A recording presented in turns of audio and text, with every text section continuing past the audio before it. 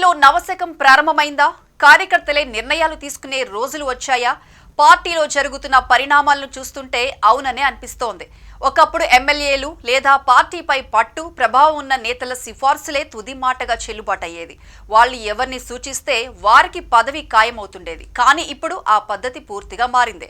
జాతీయ ప్రధాన కార్యదర్శి నారా లోకేష్ పూర్తి స్థాయిలో పార్టీ పనుల్లోకి దిగడంతో ట్రెండ్ మొత్తం మారిపోయింది. ఇకపై సిఫార్సులు కాదు, కార్యకర్తలే నిర్ణయాధికారులు.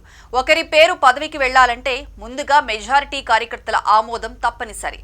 ఇదంతా ఒకప్పుడు అసాధ్యం, కానీ టెక్నాలజీ పెరిగాక ఇది సులభ సాధ్యంగా మారింది. ఐవీఆర్ఎస్ విధానంలో స్పెషల్ వెబ్ లింక్ ద్వారా పార్టీ గ్రామ కమిటీల జాబితాను నేరుగా కార్యకర్తల సెల్ ఫోన్లకు పంపుతున్నారు. పార్టీ నాయకులు కార్యకర్తల సెల్ ఫోన్లకు వచ్చిన ఓ లింక్ ఓపెన్ చేస్తే పదవులకు పోటీ పడుతున్న వారి పేర్లు కనిపిస్తాయి. ఒప్పుకుంటే ఆమోదం, లేదనుకుంటే రిజెక్ట్. పూర్తిగా సరళమైన ఆన్లైన్ ఓటింగ్ విధానం. ఈ విధానాన్ని అమలు చేయడం వల్ల ఎవరికి ఎక్కువగా గుర్తింపు వచ్చిందో తెలుసా? చాలా ఏళ్లుగా శ్రమిస్తున్నా గుర్తింపు లేని వారికి. ఇకపై ప్రభావం ఉన్న నేతల మాటే చివరి నిర్ణయం కాదు అన్న నమ్మకం పార్టీ శ్రేణుల్లో పెరుగుతోంది. ఇది ఒక్క మార్పే కాదు. 2014 నుంచి పార్టీ సభ్యత్వం ఉన్న వారికి గ్రూప్ ఇన్సూరెన్స్ అమలు చేసి కార్యకర్తలకు ఆర్థిక భరోసా కల్పించిన నాయకుడు కూడా లోకేష్.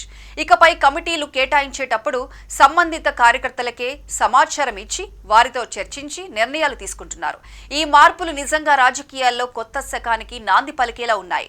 జిల్లా, నగర కమిటీల్లో పదవుల కోసం పోటీ పెరిగినా అసంతృప్తి లేకుండా, గొడవలు రాకుండా అభిప్రాయ సేకరణ విధానం మంచి పరిష్కారం చూపుతుందని విశ్లేషకులు అభిప్రాయపడుతున్నారు. ఒకప్పుడు నాయకుల మాటే ఫైనల్ అనుకున్న టీడీపీలో ఇప్పుడు కార్యకర్తల ఓటే తుది నిర్ణయం అవుతోంది. ఈ మార్పు నిజంగానే కొత్త శకానికి ఆరంభమా? కాలమే సమాధానం చెప్తుంది.